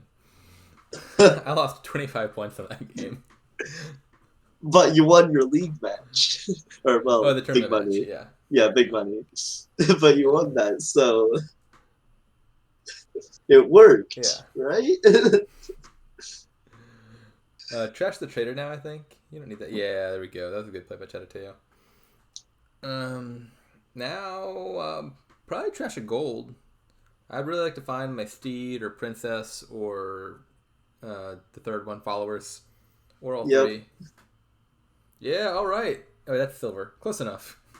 At least you trash something. Now trash the gold? Keep going. You got 2 buys. You'd love to hit double province here if you could. Keep on spinning. No, don't play the tournaments yet. Play the apprentice first. Then you can find a province and reveal to the tournament. Kill the gold. Well, that's fine. Oh yeah, double province. I think that's a fine play. Yeah. Yeah, you get 2 provinces, and I'm not sure what else. Something costing 5, I guess. A tournament. I hope not. No, you trashed one earlier. You've got to make it up, right? Apprentice is fine. An apprentice, that's good. Nice province on top. Yeah, I think this looks pretty won for chattateo. I'm not seeing how Cait comes back.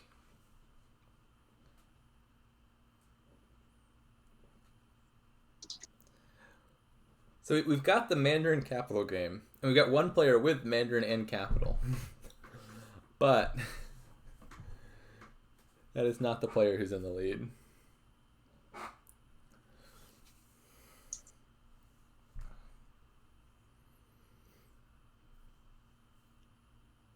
I think butterflying the tournament into duchy is probably fine.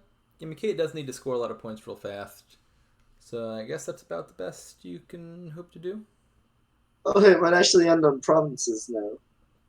So yeah, I think like if chattateo gets some good draws with apprentices, they could double province. They could just buy single province twice.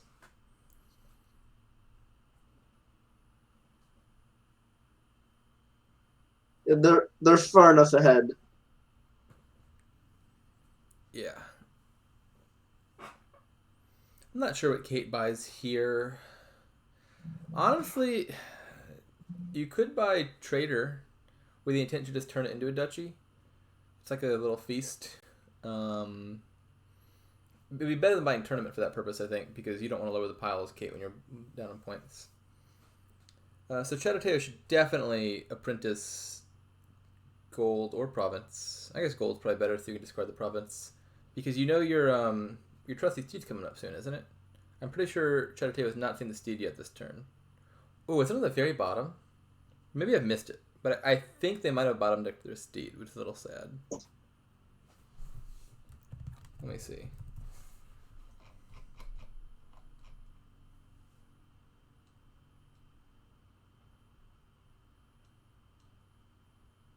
Yeah, I do believe they have not seen their steed yet. I think it's in the bottom 2 cards. Yep, there it is. Very sad location for your only source of action. But But Chattateo is going to win this turn.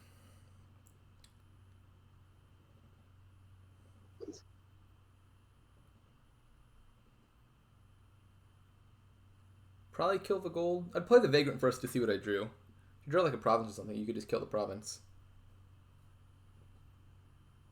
yep, if you're not Uh, reluctant to I don't. trash victory. I don't like the steed first. I would consider in certain circumstances playing steed for money, and you'd like to have already played your other actions first, so you can effectively judge whether you need to play it for actions or can play it for coins. Well, Like it you works out have anyway. eight. You have 8 now, so you don't even need to. Yeah. But like for example, if they'd played the Vagrant and drawn Golden Province, then they would have had it in hand with 100% certainty because they could have just played the steed for the last 2 coins. Not that it really mattered. Chattateo was already going to win that game from like a few turns back, a lot of turns back. All right, so 3-1 for Chattateo is the final score. Good commentating Hey, with you. nice. Thank you. It's very epic.